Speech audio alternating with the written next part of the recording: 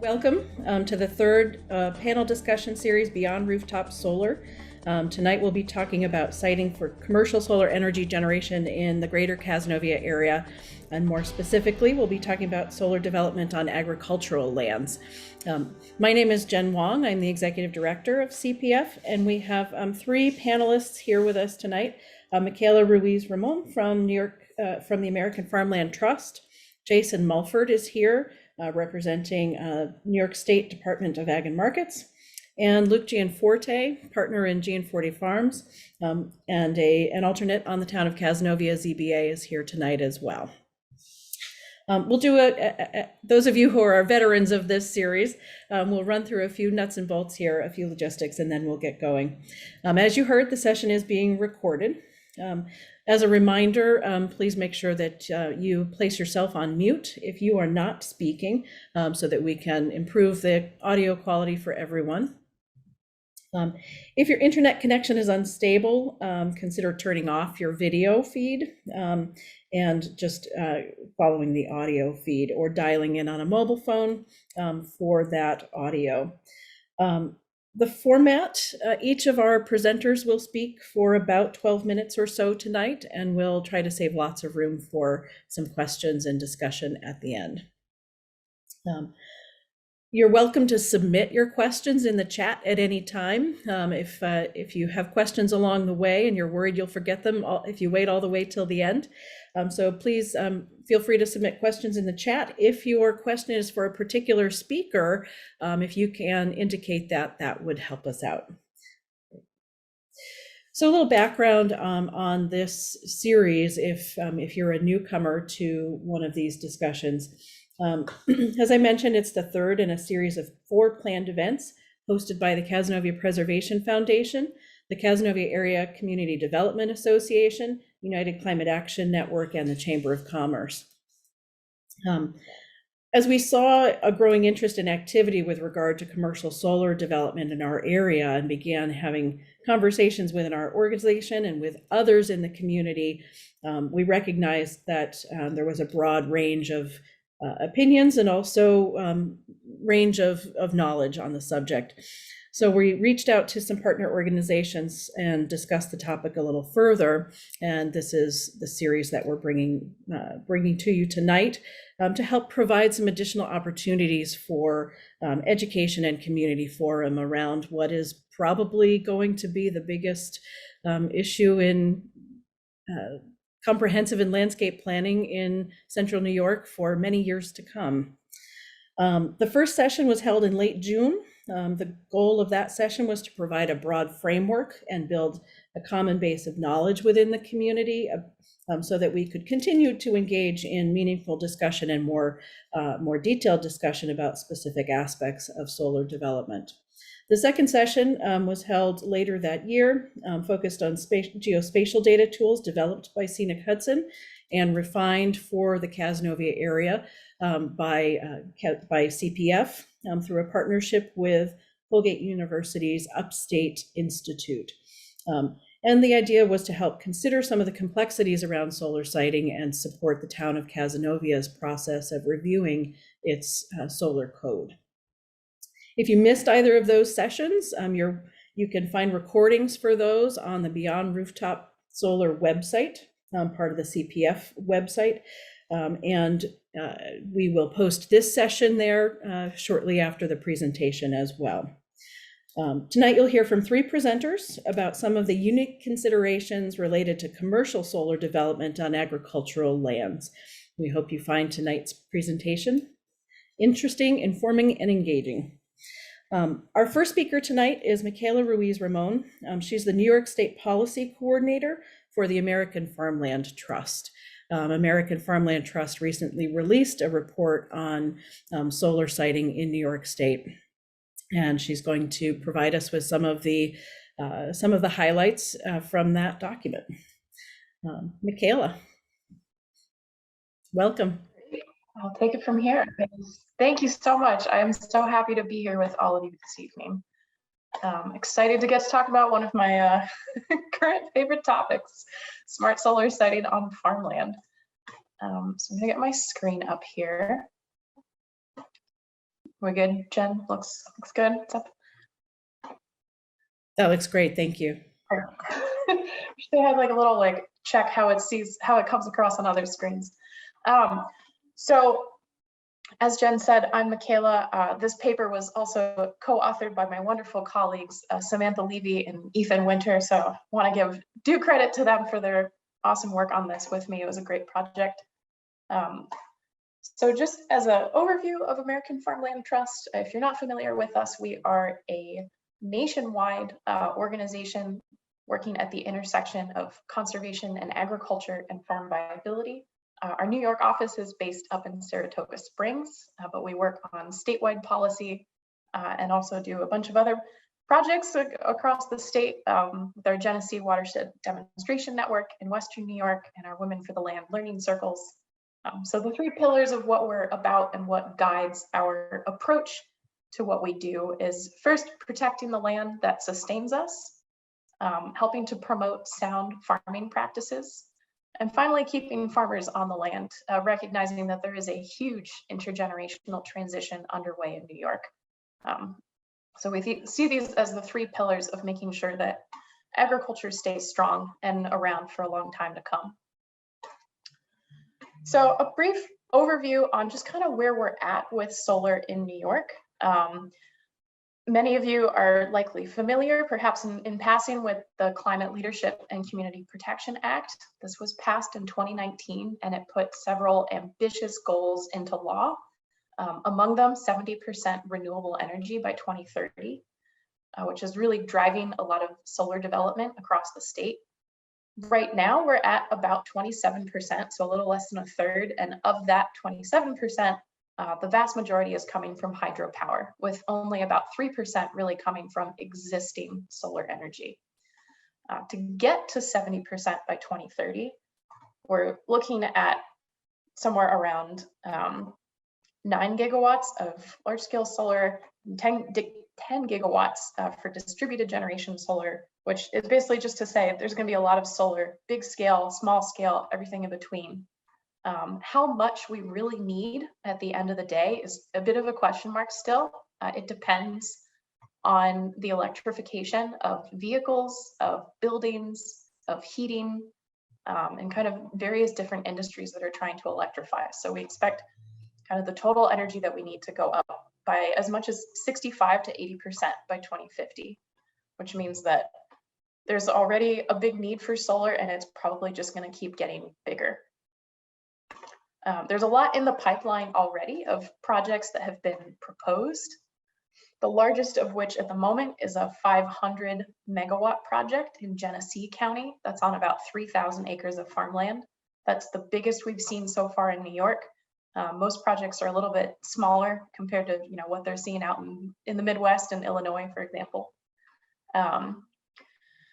So here's an early snapshot of where solar installations have already taken place. This is based off of research published by some Cornell researchers evaluating where we're seeing a lot of these smaller community scale solar projects. And what we're seeing is that it's going on farmland. Obviously, many of you know this, that's why you're here, but we're seeing this confirmed in the data with 44% of existing solar projects going on cropland or pasture land. And we're also seeing that almost 60% of those projects are going on what we would consider good soil. A lot of that is prime farmland. We're also seeing that in this Cornell paper, that 84% of land in New York that is considered most suitable to solar is agricultural land. So we really see this key challenge getting set up here as we try and build more solar development. How can we scale up solar while avoiding binary trade-offs with active farming and food production and also generating energy? So here's a map, two maps for you. The one on the left with the green, this shows where some of New York's best farmland is located. So this really dark green color, you see it clustered right around where you are, Finger Lakes into central New York, but also we see this farmland across the state. Then if you compare this to the map on the right, this map shows where a lot of proposed solar is. This is a snapshot in time from August of last year. So these are all of the projects that have been submitted to the New York Independent State Operator for connection to the grid. So these are not projects that are permitted or being built, they're just proposed. So this is not a baked cake, but we can see that we're really seeing a lot of overlap between our really great farmland. Oops, I'm missing a, sorry about that. Our really great farmland and where we're seeing these dark red clusters, which is where we have the highest amount of proposed solar. So the point of our report was really to do a deep dive into this land use dynamic with an eye towards understanding both the opportunities and the risks of such a large scale change in land use, and looking at a way to raise the voice of the agricultural community to help inform future phases of the energy transition. Our underlying principle is this is coming, it's going to happen. What's the best way that we can navigate this? Because solar and farmland are not necessarily in opposition. So our project, we had a bunch of surveys that we did. We were talking with farmers and land trusts and environmental organizations and municipal officials from towns and counties across the state. We also did some roundtables to have some in-person discussion, and then also working with both NYSERDA and Department of Agriculture and Markets to get feedback throughout this process. So some of the key findings, just to go through these briefly, because I know you want to hear about the framework, but definitely some mixed impact to farm viability in terms of what people think is going to happen, particularly farmers. And we're seeing that the feelings are not necessarily positive, especially in central New York. There were in fact no positive responses about, solar siting is going to be good for farm viability. We're seeing a lot of hesitation and skepticism and a lot of concern. When we asked why individuals would consider hosting solar for farmers that are already hosting solar, which was just 43 respondents in our surveys, a little more than a third were interested in passing the farm to the next generation, about a quarter interested in combating climate change. Obviously, income is a huge motivator. And we see that too with farmers that are not currently hosting solar, but would consider it. Again, income and farm transfer. Also interestingly, some interest in agrivoltaics, which I'll talk about in a little bit. And then if there's no successor to pass the farm on to. When we asked about expected impact of solar to the farm, so again, with farmers currently hosting the projects, these are small scale, seeing that the operation is going to continue or this is having no impact. For a little under a quarter, saying that the operation might shrink a little bit. And for those interested in hosting solar, a lot more uncertainty about what exactly this means when you put solar on farms, especially these large scale projects. Another key piece from our research is what are the impacts of solar siting on farmer renters, all the farmers that lease land. We see that in the Mohawk Valley and Central New York, over 25% of farmers that we surveyed reported that land to rent was becoming scarcer. Between 16 and 22% of farmers in almost all regions of the state reported that land is becoming more expensive to rent because of solar. We're also seeing in the Mohawk Valley and the North Country that about 15% of farmers reported losing access to land that they used to rent. This is in large part because solar developers can outcompete farmer renters or just farmers looking to lease land by many orders of magnitude. Instead of paying $30 an acre, $1,000 an acre, $1,300, $2,000. I've heard as high as $2,500 an acre. So it's really quite drastic, the difference. We see this particularly play out with the dairy industry. Dairy farmers reported being contacted by solar developers, more negatively impacted, losing access to land. And we see that play out more broadly. Ignore the quotes, I'll give you the takeaways. But really, it's this complex problem of how do we navigate we don't want to lose all this land, but also solar can really help farmers. It's a huge source of income that can really help farmers invest in their operations. So it is not all bad. It can be very good, but it has to be done strategically. So how do we do that? This is where smart solar siting comes in. Basically, in a nutshell, it's recognizing that solar can cut two ways. It can be really good, it can be really bad. We don't want to slow down renewable energy development because we need it. We need this energy from this clean source. But we also don't want unrestricted siting on farmland that doesn't pay attention to the value of farmland for our economies, for our rural communities, for food production, for the very vital reasons.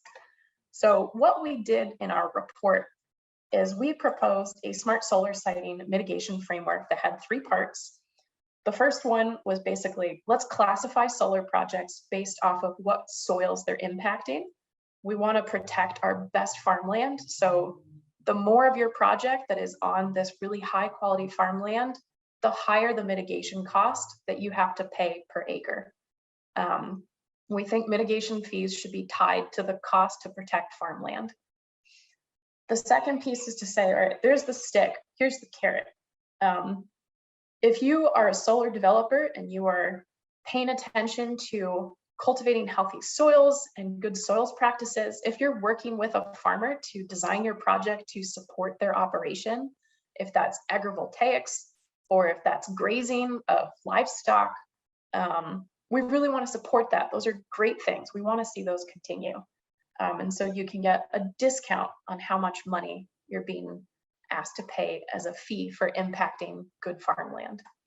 And then the final piece is implementation and verification, which is not as exciting, but very important. So just, I can answer more questions on this later, did not time myself well. But in a nutshell, the difference between our framework and existing mitigation frameworks is it costs a lot more money for developers, so there's a stronger price signal to reconsider how and where they're siting their projects. And we also want to encourage these kinds of activities of supporting farm viability, working with farmers to design projects, making sure that projects are supporting soil health. And so we're trying to disincentivize the bad and encourage the good, so that we can really strike this balance of smart solar siting. And that, in a nutshell, is our framework, with using the funds to support continued farmland protection and putting the money back into protecting farmland and farm viability. And that's what I have.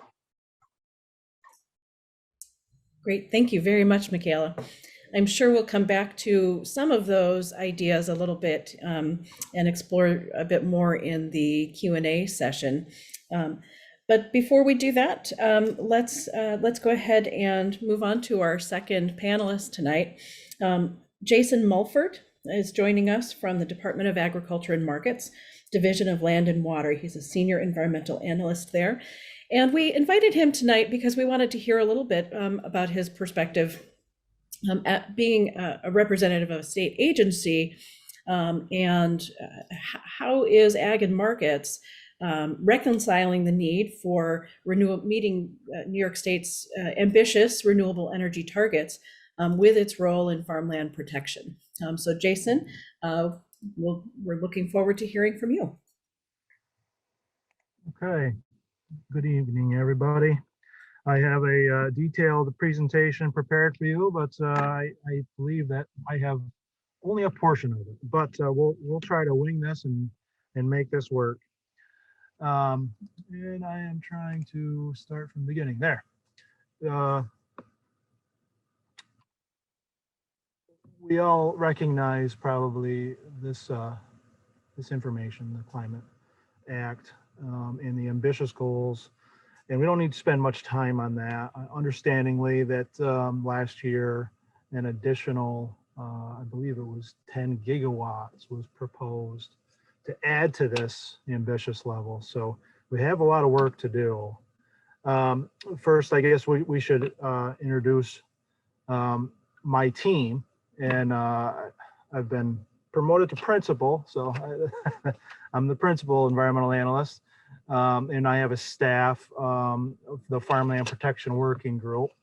And my specific work in the past has been concentrated on public service law cases not only the transmission cases that you probably see active, but the Article 10 cases and now the 94C cases.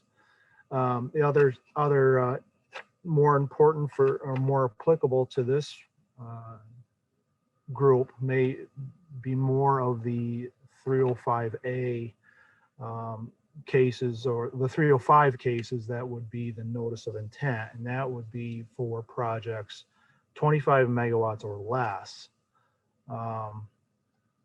And we've all know that this is, we have a target on ag land, and mainly because they're flat, clear of trees, and just being associated with these projects, the clearing is a major undertaking.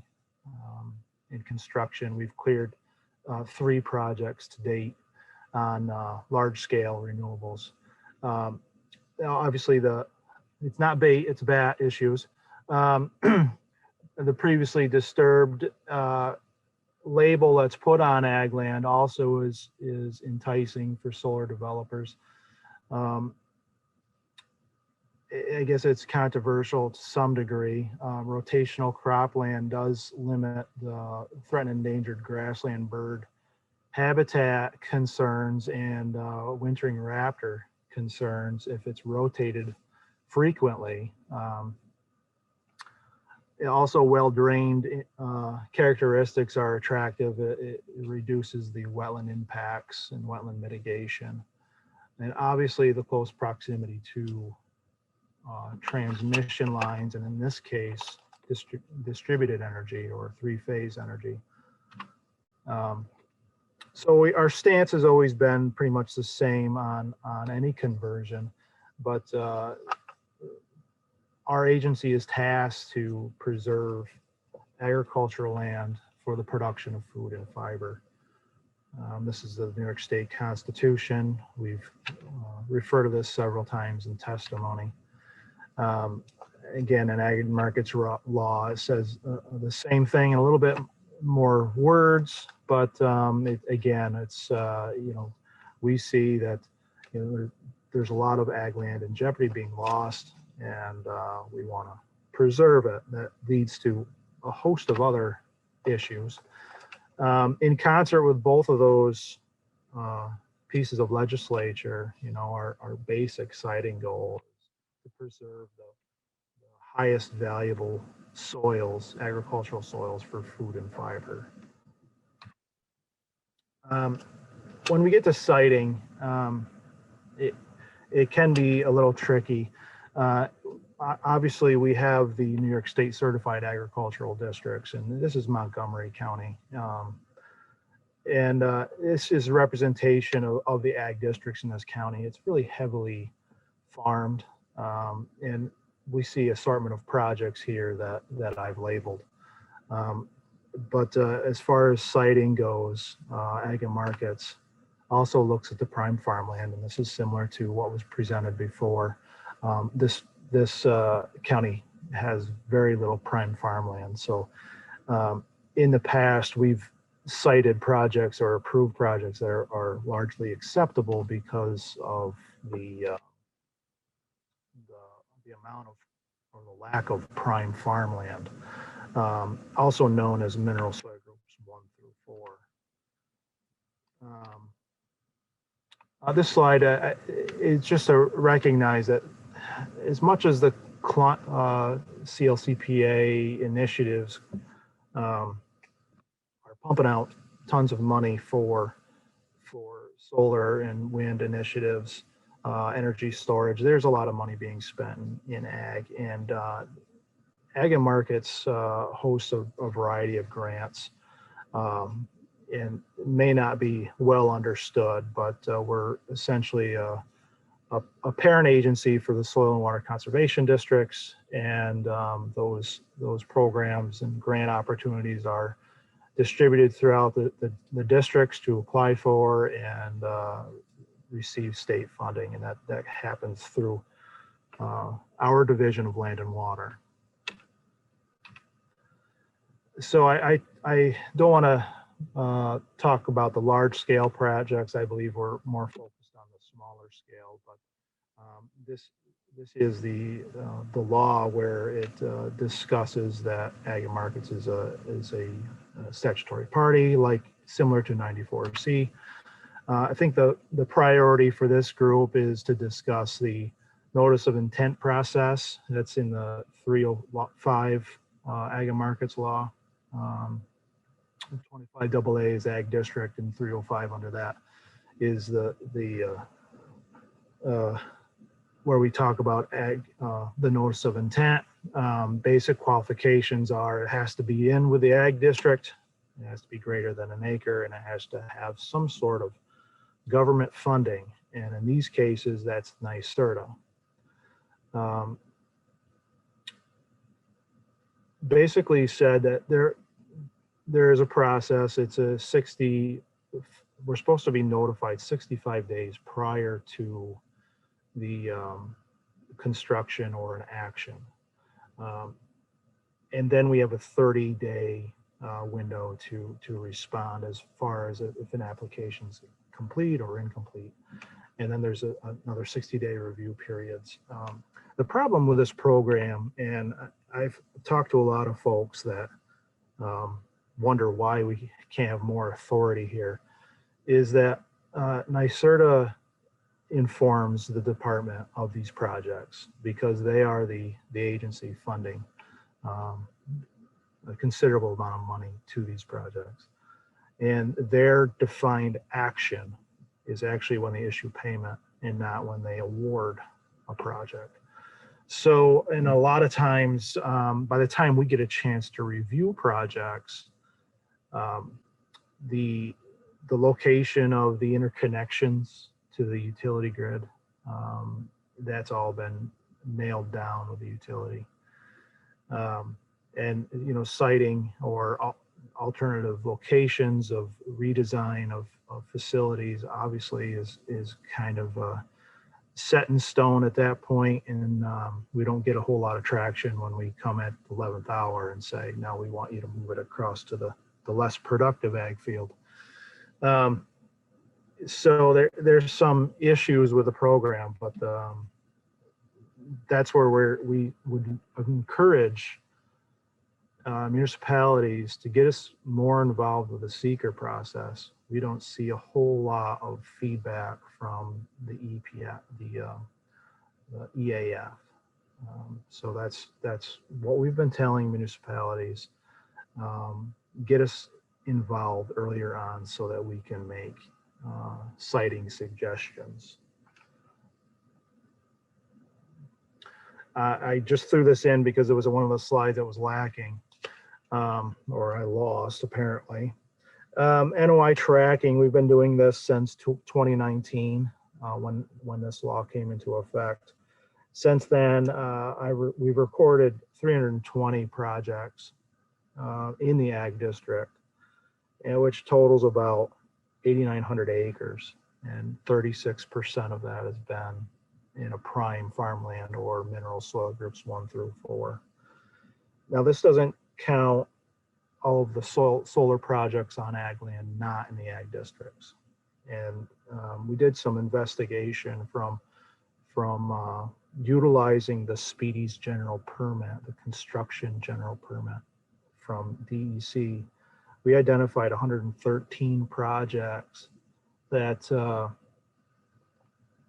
obviously aren't in the ag district and were ag conversions. We don't have statistics on megawatts or anything like that for those.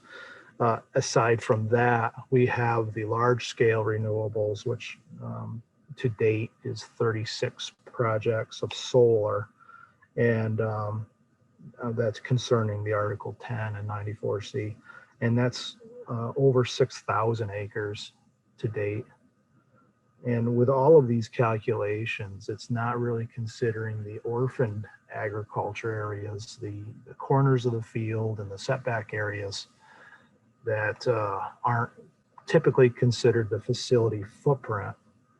And I guess we'll get into more of that.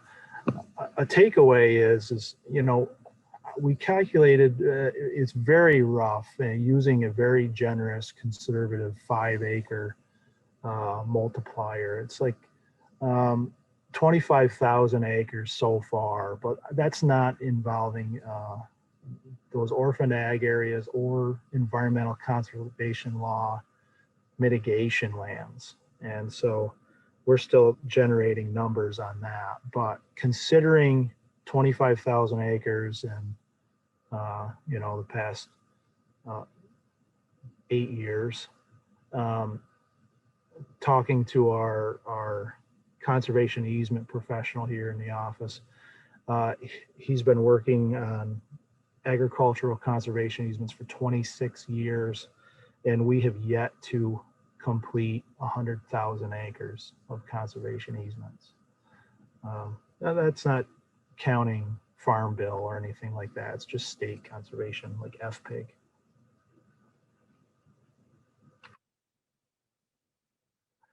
Construction mitigation, we're out there in construction. We're ensuring that all of these projects that are either NOI or large scale renewables are following our construction mitigation. And that brings up a point of whether a project is temporary or permanent. And most of the time, each case is identifying themselves as a temporary impact to agriculture. Therefore, when a project is decommissioned, it will be restored to agriculture. And therefore, they should be following our construction mitigation inside the fence as well as outside.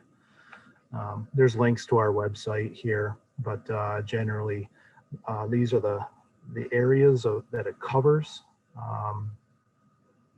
It's very similar to our other construction. I have a pretty large background in constructing renewables, and that's how we developed this, is from experience, knowing the routine and repetitive impacts of solar construction. These guidelines were also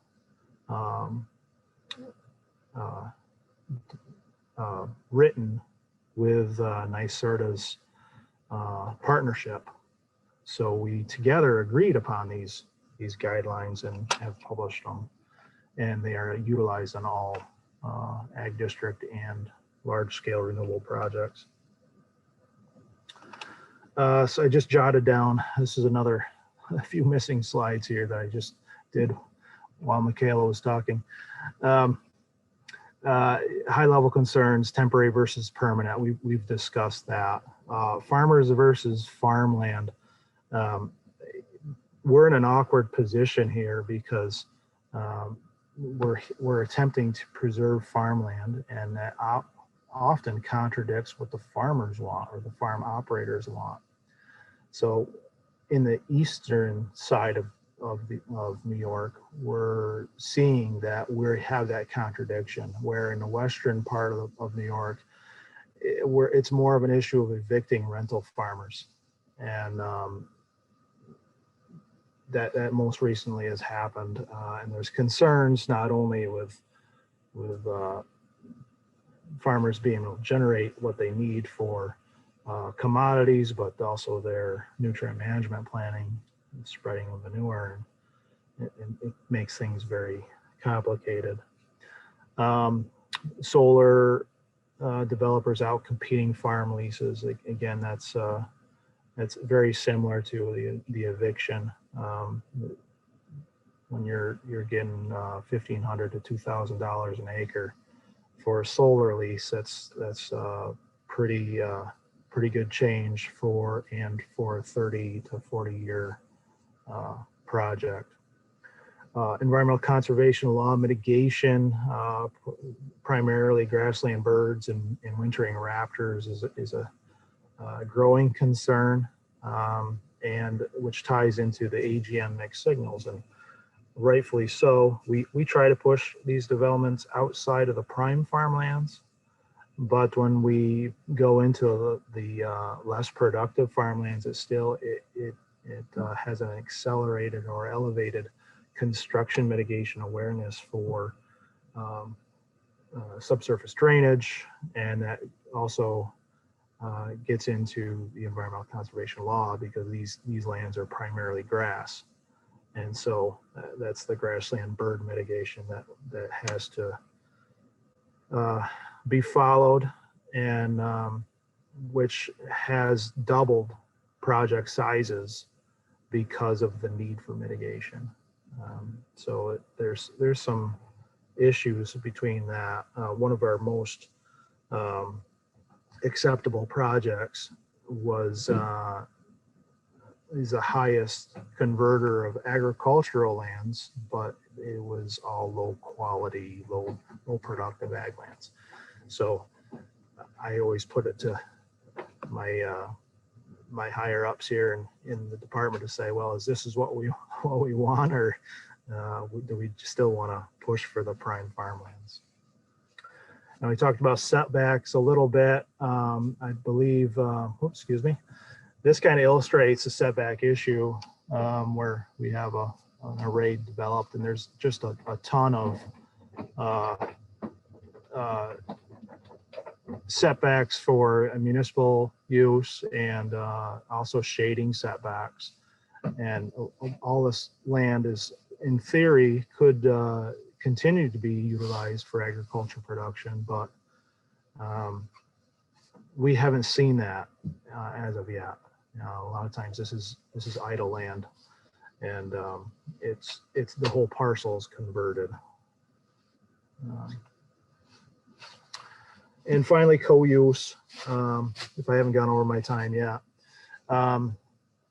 this image is the latest co-use plan that we've accepted. It deals with a 2P racker panel, and the panels offer the ability to have that 42-foot post spacing.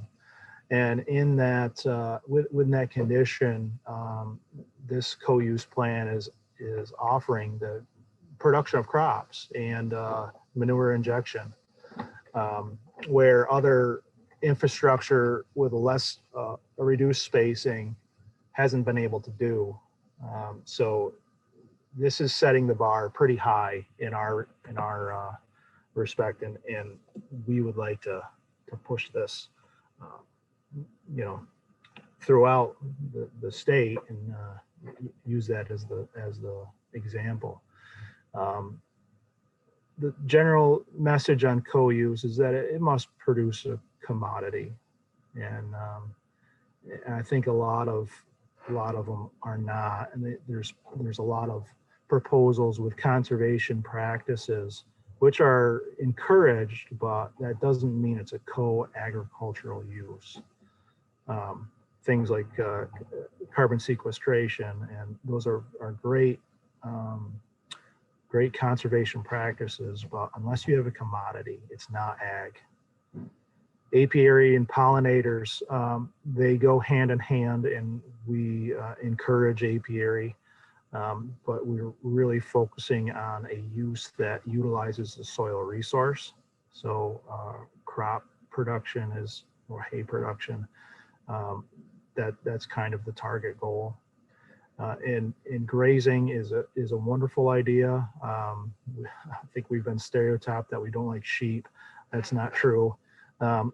We just have to make sure that there's a commodity from those sheep, and not a biological lawnmower. So looking over my chicken scratch notes, I think I've kind of hit everything, and I look forward to any questions.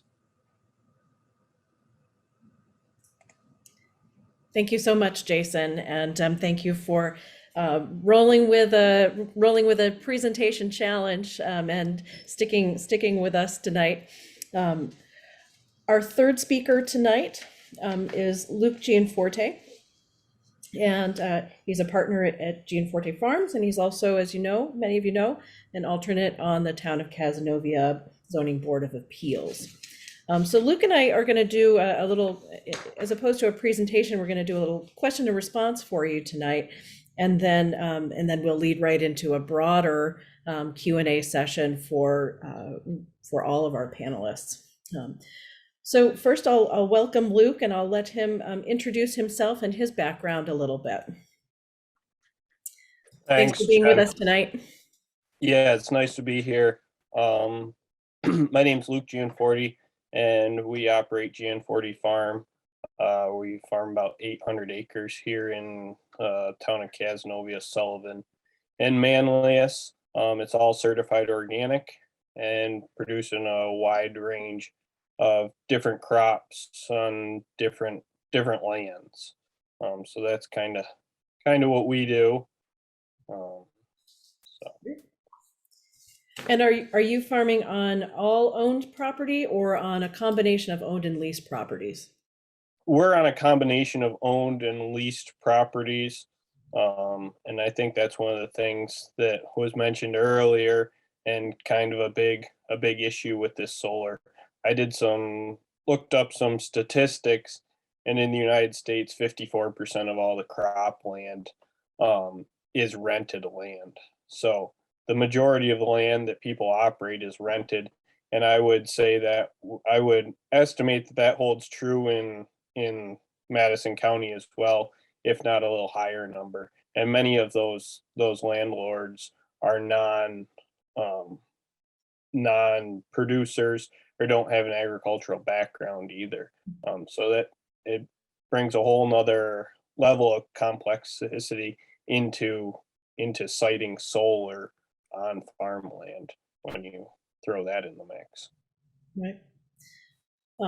So from your perspective as someone, working and stewarding your lands, what are best practices for siting commercial solar on agricultural lands? I think some of the things like Jason mentioned and Mikaela mentioned, trying to site them in the proper place. And if you're going to use is your goal to use the whole farm, or is your goal to use just a portion of a field? And trying to take into account not only the soils, but the slope of the land, and then field shape has a huge impact too from a producer's perspective in terms of how efficient you can be getting in and out of that field and working it. So if it's an odd shaped triangular field in a back corner that's on a side hill, I think that would be a more suited place for placing solar versus a flat, perfectly square field. Obviously, the solar developers would prefer the square flat field, but and I think a lot of this needs to come from the landowners themselves, because once the solar companies have made it to any regulatory agency, be it the town board, a planning board, zoning board, or whatever, they've already signed a lease with a landowner, and the landowner, they've kind of already picked a spot and already asked to be connected to the grid. So a lot of that stuff's already happened by the time it gets to a regulatory agency. So in your opinion, if you think about, right sizing commercial solar on Cazenovia area farms, how many acres is too small, too big? Why? I don't necessarily think there's an acreage number per se. I think it has to do more with the land, land shape, soil class, and all that, more so than acreage. I thought that map he showed there was a good example of how it can kind of go wrong. There were a lot of places on that field that were still technically not covered in solar panels, but are no longer viable farmland, even though they don't have solar panels on, because they're an odd shape, they're not very wide. With an increased cost of labor in New York State and across the country, we're seeing producers having to become more and more dependent and get larger and larger equipment to be able to cover the same amount of land in a faster time period. And that also plays into the changing climate. We have less windows to do the work that we need to do. So being able to cover that ground faster and that field efficiency is a huge topic. And if you're trying to dodge in and out around solar panels and have little blocks of ground or 200-foot buffers along the street, it's just not economically viable or feasible for a producer to still operate that land.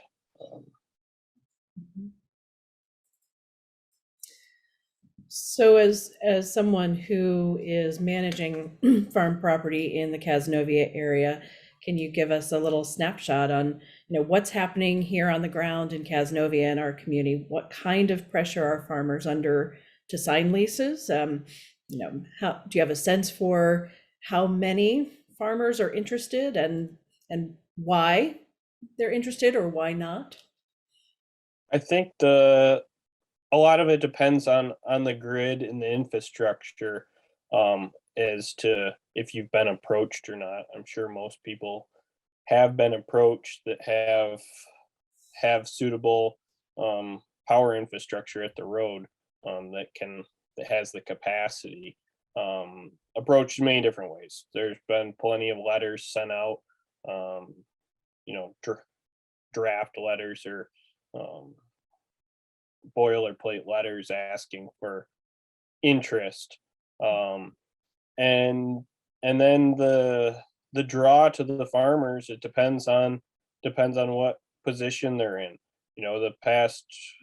Right now the commodity markets are currently a little higher than they have been in the past, so things are better. But a couple of years ago, everything was really depressed prices, and the value that a lot of the solar leases are offering is much higher than you can average in terms of profitability on an acre of farmland year in and year out. So it's kind of from a business perspective, it's hard to say no. And then also many people don't see it as, many producers don't have retirement savings, and their land is their retirement.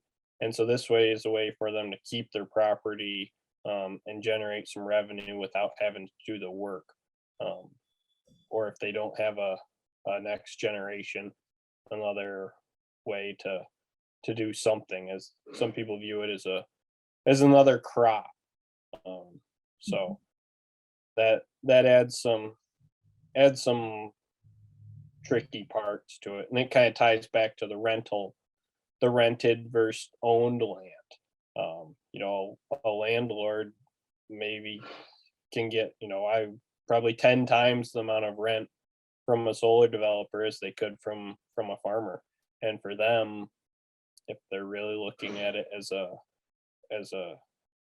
from an economic point of view, it's kind of a no-brainer to go with the solar because it's like guaranteed money for the next 25 to 30 years. Other speakers address that topic of commercial solar installations on leased versus owned farmland, and you've spoken to it a little bit here in your response to the last question. When you look at that question and some of the considerations around that Mikaela raised in her presentation, for example, how are you seeing that play out here in Cazenovia and the surrounding areas, and how, knowing with your understanding of how much farmland is rented and how many producers are leasing a certain amount of their lands, how do you see that playing out here? I think it will be the biggest challenge for the dairy producers, because of their nutrient management. They have to have that land, and it has to be close by to the farm for them to truck manure there.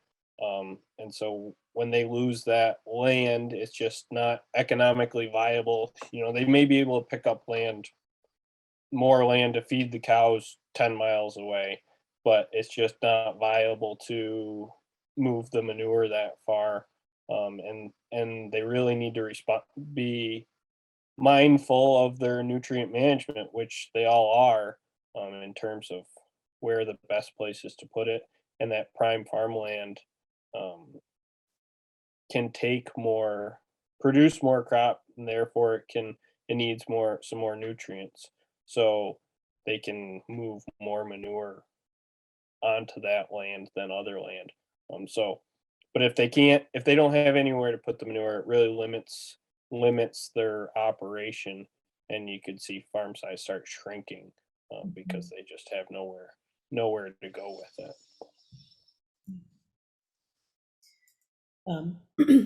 There is burgeoning interest in exploring agrivoltaics, and our previous speakers have addressed that just briefly. And in some cases, solar energy proponents are presenting that as a win-win. How applicable do you think co-location of commercial solar and agriculture is to Madison County and Cazenovia area farming practices, both now or potentially in the future? I don't see it happening with the existing businesses in this area. I don't think there's very many businesses that could adapt to that or utilize the land like that. Grazing land, from my understanding, it has to be mostly sheep are the only thing that can really graze under the solar panels and not do too much damage to the infrastructure. And there's just not that much market demand for it.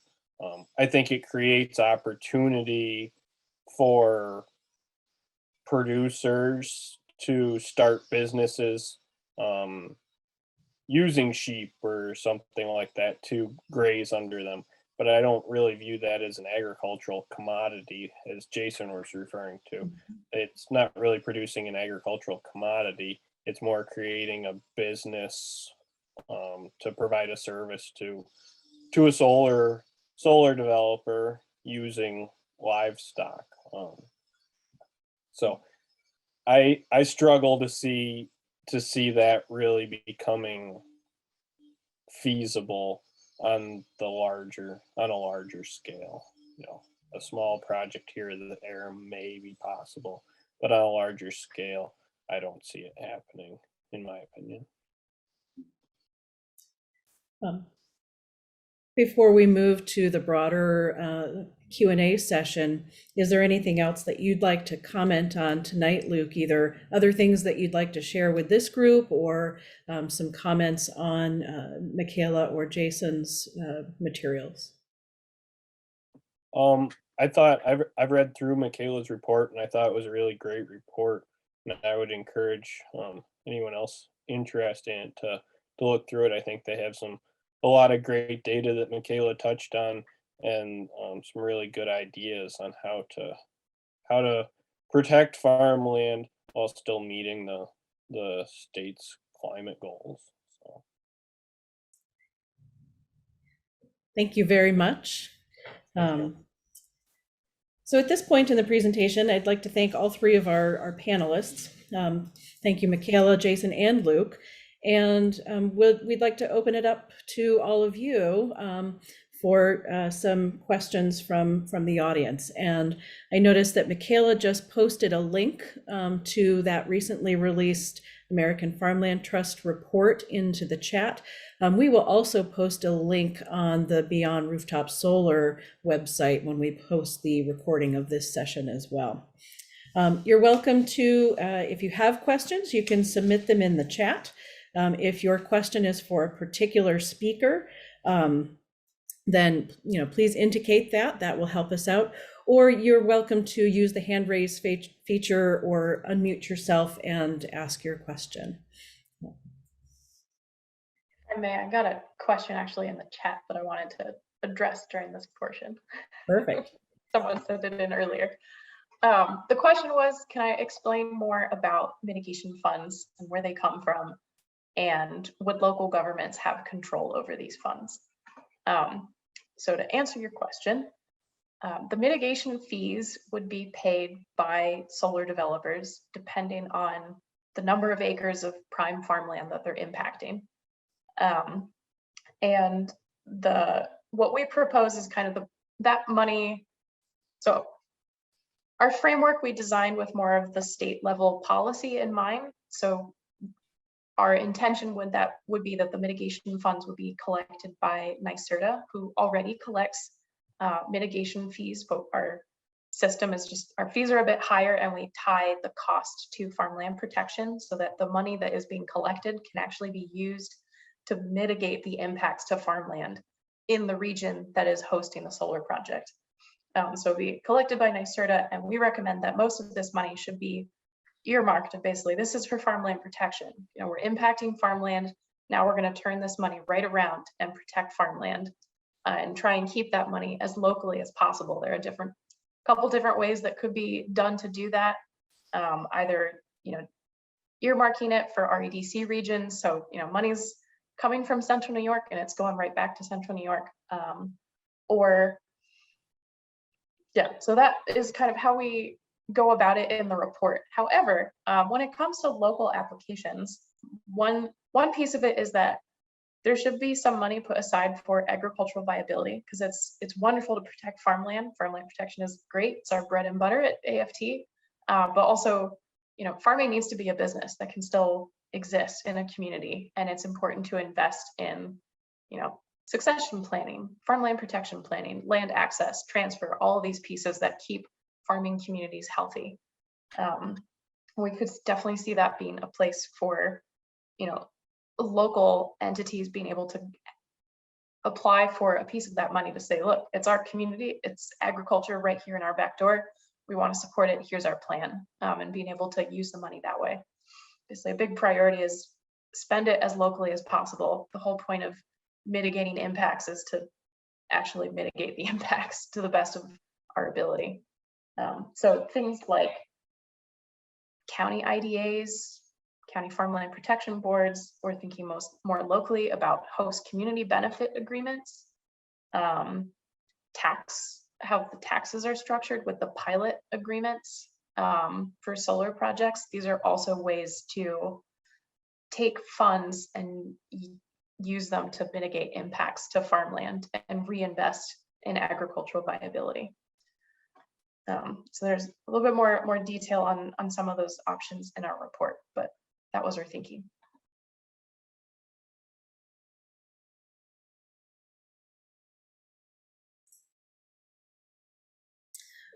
We have a question in the chat.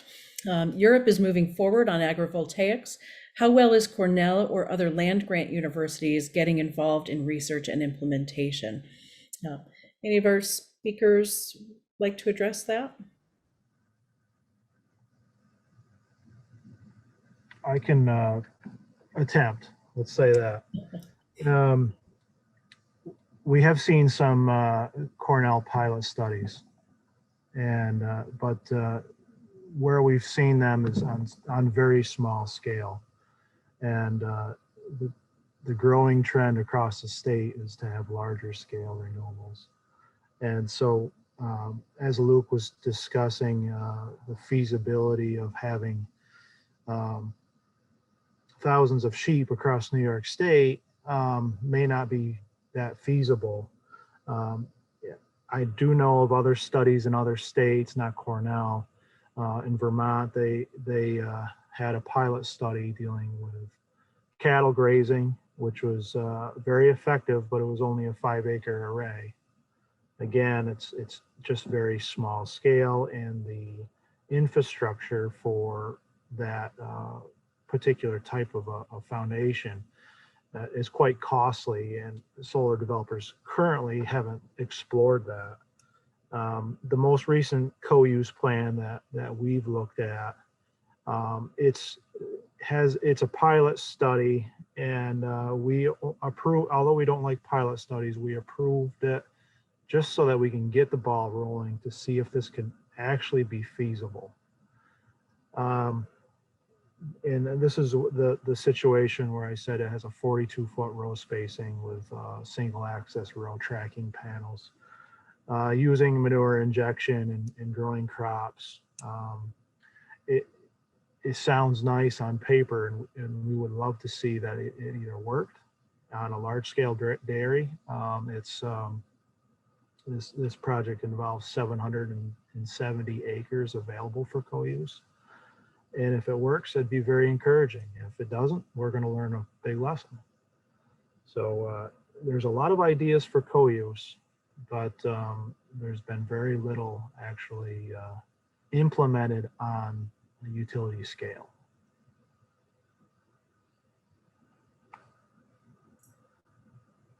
I'll add on to that with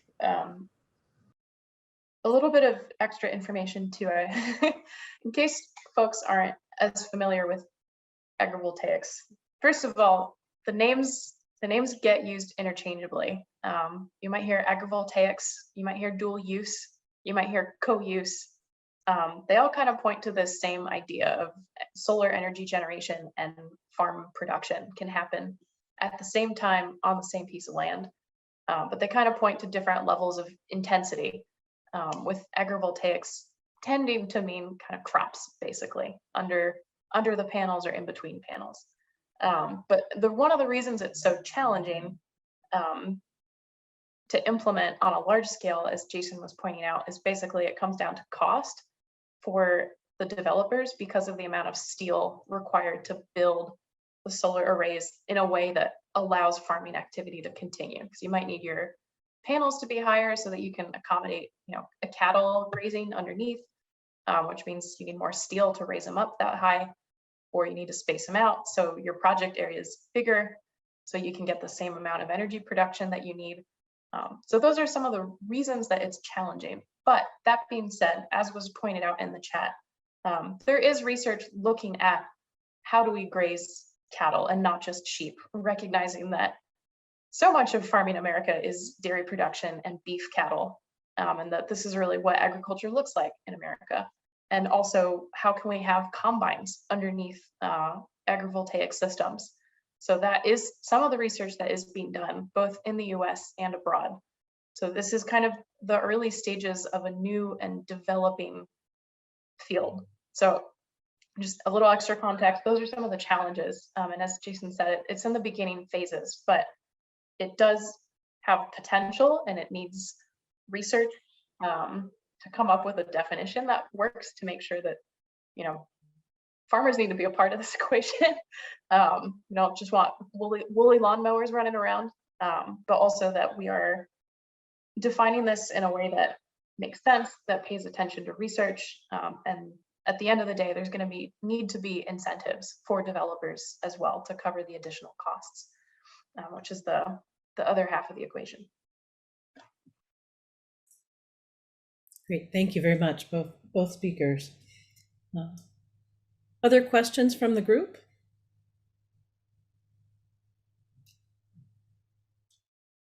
Phil, I thought I saw your hand. Yes, thank you. So what we're finding in Fenner is that we already have the 20 wind turbines, another 5 have been approved, and we've got a big wind project that's being proposed here. 1,000 acres already leased, as well as the 1,200 acres for solar. So I want to bring our attention to wind a bit. It was a lot of talk about solar, but not a lot of talk about wind, and wind is a big deal, especially in this environment. But I'm proposing this, that one of the major things that's wrong right now is that the companies come in, the private companies come in, they lease the land and they go ahead with their projects, and they say, well, we don't have to really do much. We know that the state new Citing organization is going to approve our project, and we don't have to really talk about it too much. And I think what's missing is something that I've done a lot of work on in the past is around a community dialogue. There needs, because of the complexity, I mean, listening to everybody, it's just brilliant to hear everybody talk tonight. I learned so much. Because of the complexity of these decisions, it's not like, oh, let's just put up some solar panels. There's many aspects to it as they go up, that there needs to be a really systematic dialogue with the major parties in any given town. And there needs to be a defined process. And I think the government should sponsor not only the development of a dialogue process that could be used by every town to come in and have the conversation with the private sector, with the town elders, with the zoning, with planning, with the farmers, et cetera, and that the goal be to reach some common ground. There isn't a common ground here. They come in, then there's war. There's a civil war happens in the middle of the town. You know, it's like, that doesn't help anybody. Just everybody's angry and pissed off and putting up signs saying no solar and all that kind of stuff. So what's missing is any kind of human conversation about this, where the people can be strategic and say, hey, let's look at all this and see what we can figure out together. How can it work for everybody, and shoot for that. I would, I think, like in the scoping plan and all these processes, that what's missing is any kind of systematic conversation among the major players where we can actually talk about this stuff. So I just think that's really important. I don't know what you think of that idea, but I think it should have merit. I think if the town gives its stamp of approval to a project, then maybe that project moves up in the queue, and gets approved more quicker than projects that don't have a community input and a conversation, something like that. So it sounds like, I think we're talking about a couple of different things here in terms of, talking about those projects that are, Phil, I think you're thinking a little bit more about the ORES cited projects, things that are permitted through that Office of Renewable Energy, those 20 megawatt or 25 megawatt and larger projects, as opposed to those projects that are approved at the municipal level. I might open it up here if any of our town councilors, I see a couple of you on the call tonight, or other members of the Town of Cazenovia Solar Committee would like to speak just briefly to the Town of Cazenovia's process as part of reviewing and amending the code here in our community.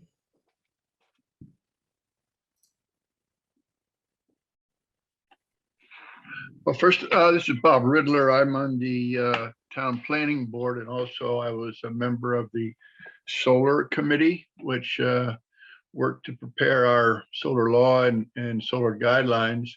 And first, thank you so much, Jen, for sponsoring this meeting tonight. And the presenters did an outstanding job, I think, bringing information to everyone with lots of questions, lots of answers and information. I think our solar committee did an outstanding job trying to create a law that goes a long way toward giving the community input into the solar projects that will be developed here in Cazenovia. And I think the dialogue that Jason talked about certainly is facilitated by our law and our guidelines. We have public hearings and so forth. So I think we're in good shape. I see, Tom, you have a question in the chat. Can I put that on hold for just a moment while we follow this thread a little bit further? Phil, you kind of spoke to this question of community conversation and community involvement in the process, greater awareness in the process. Bob spoke to that a little bit as far as the Town of Cazenovia Solar Committee and the work that group has done to think about the complexities in some level of detail and to engage the community in that process. I think in both cases, I'm hearing a little theme that there's a sense from community members sometimes, and from ag and markets, from what I heard from Jason's presentation, that it feels like sometimes there are parties who have an interest that are not necessarily able to engage as early in the process as they would like. And so I'm actually going to circle back to Jason for a moment. And I'm wondering can you just expand a little bit on your comment about your involvement in the NOI, Notice of Intent process, and your timing for getting that notice of intent from NYSERDA. You indicated that you get that information when that action is already defined, not when the action is defined by NYSERDA, but when they issue payment. And so some of those pieces are already set in stone. Just wondered if you could expand on that a little bit more. Yeah, I can try. We have a gentleman that specializes in NOIs here, but the siting goals and is very similar to any solar project or any other renewable energy development. Yeah, we get notices from NYSERDA because they are the state funding authority for these projects, and we've negotiated with them over the years, and we haven't made much headway because we would like to get more notice when projects are awarded and not when they're funded. And I guess I haven't been in the settlement of this topic, but it come down to the fact that their defined legal action is when they issue payment. So we really don't have much to stand on until we get that notice. Now, we do have some review capabilities through Seeker. And when the EAF is filed through Seeker, it has to talk about ag districts. If it's in an ag district, we have a chance to review, but the only time we get that review is if it's followed through. And a lot of times we find that they omit this section, and we'll never be notified until NYSERDA. So there's some error, obviously. And so we have to rely on towns and farmland protection boards to stay on top of this issue. And then we can offer our comments. And that has happened, but not on a regular basis. But I would have to say that, the majority of the time and the majority of the filings we get of the 320 projects recorded, it's really a too late issue. We've found projects that have been at least completely built or in construction while we're reviewing the NOI, and that it's not an efficient process. I understand. Our hands are tied. Now on the Philip mentioned, the review process. Now on the larger scale renewables, there is a much thorougher and very planned out in with settlement parties, but under 25 megawatts, those are all seeker determinations. So, and I believe municipalities really pride on their ability for home rule. And when you get to the large scale renewables, the municipalities, in my opinion, are a little slighted because some of their solar restrictions at local law are overruled by the Citing board or the ALJs. So I just in for food for thought that home rule is something that should be treasured in New York. The large scale renewables, however, although they take an attempt to satisfy local law, a lot of times I've seen where towns oppose development, they're just overruled. And so.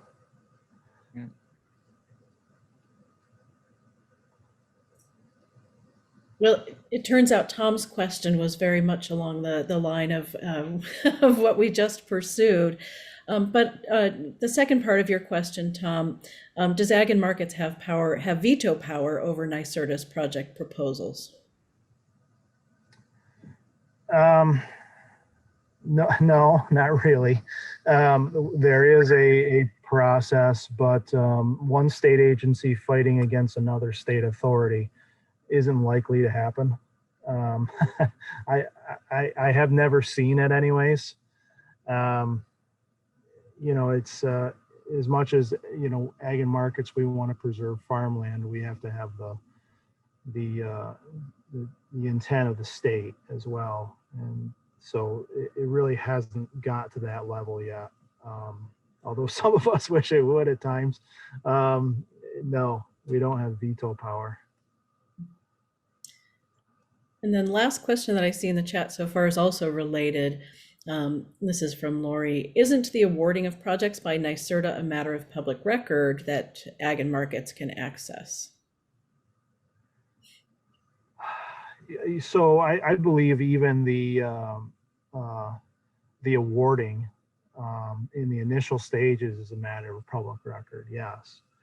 But it's the definition of action. It's really legalese to understand that they're not making an action until they pay the developer what they're awarded. And that's kind of getting into beyond my comfort level, because I mainly deal with the large scale renewables. But yeah, that's as much as I really know, without our counsel further defining it.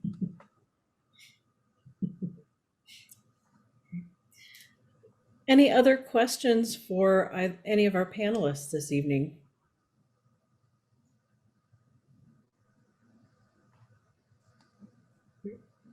While people are mulling things over, two comments. One, Phil, I think you've been reading my scoping plan comment notes. 'Cause I was like, yep, that's in my outline already, so that's good. Feel like I'm on track with, yeah, totally in agreement that,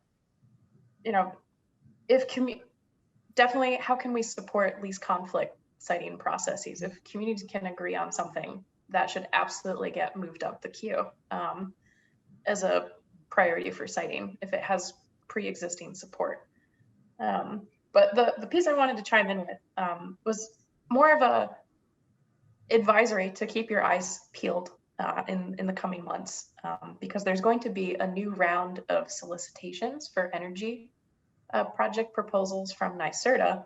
And as part of that, they're trying there's a new component this year. It's kind of in a pilot phase, so it doesn't have any teeth yet, but there's a smart solar siting scorecard that they've been working to develop with a bunch of folks. AFT has been part of that process, New York Farm Bureau, a bunch of solar developers, but it's basically looking at, with these large scale projects, specifically these really big ones, kind of awarding points basically for, are you avoiding farmland? Is it making sure that we're not citing solar on high quality farmland and actively farmed land. So that scorecard in its kind of first draft version is going to be included in this new solicitation that's coming out in a couple of weeks now. And I believe there might be public comment, but at the very least, it should be food for thought with how they go about it and ways that can be adapted potentially. So I just want to flag that, and I will send that to Jen when I get my hands on it. But there are, I do want to give folks a silver lining. I have found working on this issue now over the past year and change that it's really stressful and it's really frustrating, because there is so much renewable energy development that is happening now and expected to keep on coming. And we all know so intimately how important it is to protect farmland. But I want to emphasize that there are a lot of people working on this issue, and also that I think that tension is recognized and encapsulated in a lot of efforts all the way up, from the local to the state level, with the work of Ag and Markets and NYSERDA, and also the Office of Renewable Energy Citing as well. So yeah, I do want to add that piece to this conversation, because it's really easy, I think, to get quite frustrated, because it's a frustrating process. But keep chiming in and pushing, but also know that there is some movement happening. Thank you, Mikaela. And actually, while you're still kind of in speaker mode here, I was just going to ask you if you could tell us a little bit more about where you are. So you have proposed in your report this incentive system, or maybe a sticks and carrots approach, perhaps. But where does that stand in terms of state buy-in, NYSERDA buy-in on that? What's the status of the conversation there? So we've been working to incorporate a lot of these ideas into the scorecard and kind of working it in there. Obviously, one piece that we are definitely focused on is the need to increase the mitigation fee so that it really does provide incentive or disincentive, as it were, to really guide how projects are being cited and what kind of land they're going on. That one's a bit of an uphill battle, even with the existing mitigation regime, which is a flat $1,000 an acre of prime farmland. Doesn't matter where in the state you are or how many acres your project is impacting it, it's just a flat fee. So we're saying, no, if you're impacting a large amount, then you should be paying more. If it's really high quality farmland, your cost should be commensurate to the cost of protecting farmland in that region where you're building. So that one I think will be the work of many years to get that number up. But the basic ideas of we should not be citing on prime farmland. We should be avoiding active farmland. We should be mindful of impacts to farmer renters. Those are being incorporated into existing decision-making structures.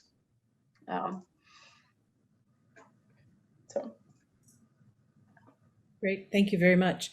One last question just came into the chat. Does ORES have the ability to overrule the environmental requirements in 94C? Well, ORES, they issue the standard permit conditions. And so they have a set of conditions that they would generally administer on every project. And if there was something that was not well suited for a particular project, there could be a separate permit condition or a project specific condition added. As far as environmental regulation, no, environmental conservation law must be upheld. We as Ag and Markets, in being a statutory party to that process, we hold tight to those permit conditions and those requirements, for better or for worse. And sometimes we would ask for an additional condition depending on the site specifics. So that's as much as, but they won't overrule environmental regulation.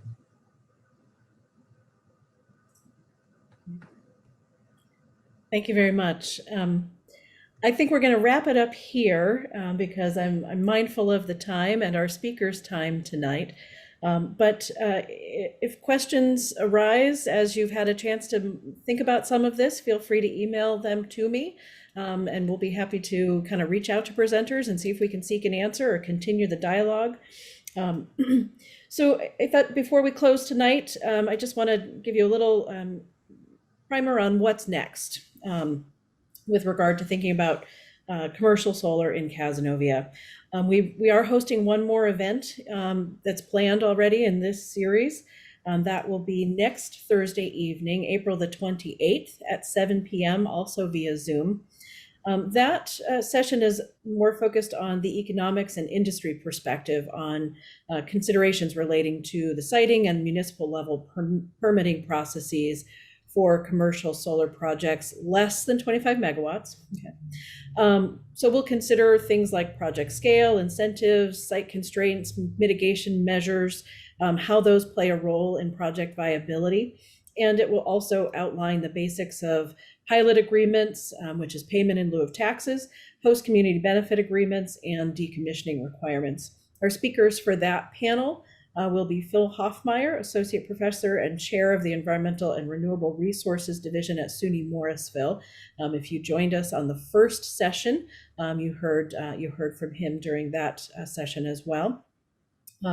Our second speaker for next Thursday evening will be Michael Frateschi. He's the engineer and president for TGA Clean Energy, the developer for the solar project in New Woodstock on Barrett Road. And our third speaker next Thursday evening will be John Lange, Town of Cazenovia attorney, and he'll be walking us through the ABCs, pilot agreements, HCBAs, and decommissioning. So in addition to our next series, our next speaker series event, there is a public hearing on the draft solar law. This will be the third public hearing, and that will be during the Town of Cazenovia board meeting. That's Monday, May the 9th at 7:30 p.m. I did notice that there is a Zoom link up for that as well. And we will, if you're looking for more information, the materials that Mikaela shared in the chat this evening, links to those reports, we will make sure that those are posted to the Beyond Rooftop Solar website, along with the recording of tonight's session. Give us a day or two and we'll get it all up there, okay? So in closing, thank you very, very much to our co-hosting organizations. That would be the United Climate Action Network, Cazenovia Area Community Development Association, and the Cazenovia Chamber of Commerce for helping to identify some of the knowledge gaps and build a framework around these emerging themes. Thank you very much to our presenters, to Mikaela, to Jason, and to Luke for their time this evening. And thank you to all of you for being engaged and participating constructively in some discussion around this topic. Thank you all and have a good evening. Bye all. Thank you so much for letting me present. Thanks, Mikaela. Thank you, Jason. Thanks, Luke. Thank you.